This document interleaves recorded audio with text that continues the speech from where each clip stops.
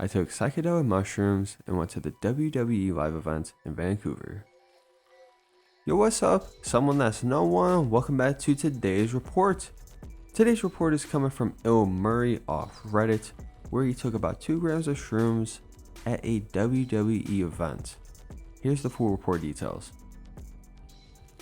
Alright guys, here's another first time or fresh content I should say. We never cover this where someone has taken anything at a WWE event. What can I say? I mean, not a huge fan of the WWE myself, more so when I was a kid. But the way this gets described, it makes it really quite the spectacle. So I mean, yeah, shrooms and the WWE. How would it speak for itself?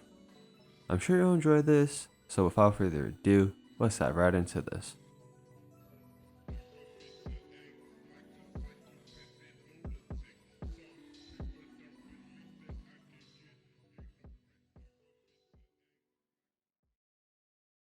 At around 6:45 p.m., I took about 2 grams of Psilocybe cubensis mushrooms with another redditor at an undisclosed location. We then took the 1:35 bus deep into East Vancouver to see WWE live at the Agrodome. When I bought my tickets, my plan was to invite a random from OkCupid to come with me as a date because I thought it would be hilarious, awkward, and a really great way to freak out a normal. Those plans fell through at the last minute, specifically when the random clued in that I was trying to take them to wrestling. So I turned to my friend, who's not a fan of wrestling, and asked if he would like to take drugs and go see WWE with me. That sounds like the premise for a Vice article, he said. I agreed, and we both decided that it would be a really good idea and totally not at all irresponsible or dangerous. I spent the afternoon prepping him, mostly by watching Biggie Lanston's Instagram videos. The effects hit me strong when we got off the bus at Hastings and Renfrew. The mild stomach discomfort becomes a peculiar warm and cuddly sensation all over my body. We are both giggling as we walk towards the searchlights in the distance. When we get into the arena, the opening match is already in progress, and literally everyone in the arena is chanting, "Axel sucks." We can't figure out how to get to the floor and end up walking up and down the stairs several times before we find our seats. I see an elderly Indian woman in a John Cena t-shirt, and my eyes start watering for some reason. Xavier Woods enters the ring wearing a sparkly jacket. His entrance video looks like an animated GIF image. He becomes my favorite wrestler.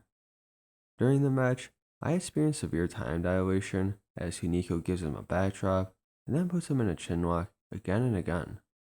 I feel as though the match is stuck in an infinite loop, and Hunico will continue to backdrop at Xavier Woods forever.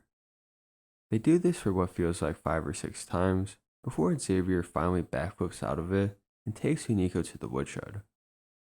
Someone behind me yells that Xavier Woods looks like Richard Pryor, and I spent a lot of time thinking about whether that was racist or not, considering that he doesn't. There's a Divas match. I am looking at AJ standing on the apron, and it strikes me how before these people were characters on a TV show, electron pulses on a screen. And now I can see the light reflecting off AJ's midriff, and I can see the texture of her skin and infinitesimal detail down to the pores. Tamina doesn't tag her in. I count AJ's ribs. I look over at my friend, and he is slowly waving his hand in front of his face, and at first I think he's doing the Cena thing. But then I remember he's also really high. During Daniel Bryan and Randy Orton's match, Daniel elbows Orton in the face so hard that, swear to God, a bloody tooth flies out of his mouth. I feel like these two could wrestle each other again and again for the next 1,000 years, and it would never not be amazing. Orton does so many little things in the ring that are so perfect that you have to really watch him closely to pick up on. And it kills me that I have to boo him on principle because he's so good. But Daniel Bryan is from the Pacific Northwest, and weird looking, and therefore my guy.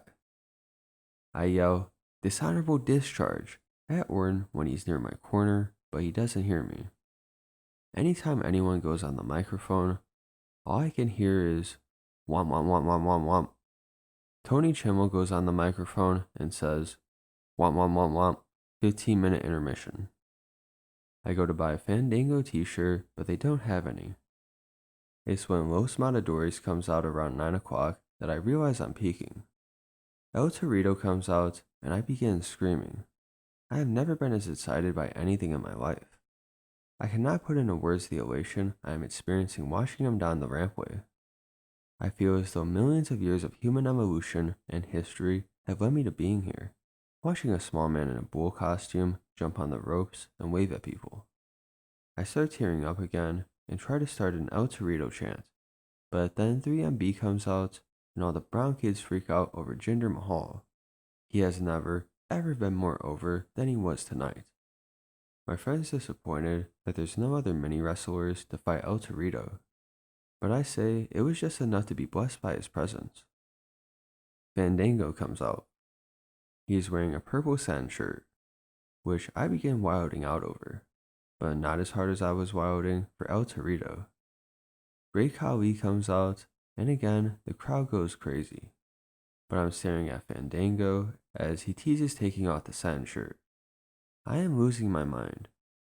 Finally, he takes off the shirt, and the light hits his abs. I swear to God, Fandango's body is sparkling, glowing. His abs are crystalline. I almost start crying for a third time because his body is so fucking beautiful. We make eye contact, and I become bonded to him in eternity. His face is shaped like a Pringle, my friend says of Great Khali. Fandango gets on the microphone.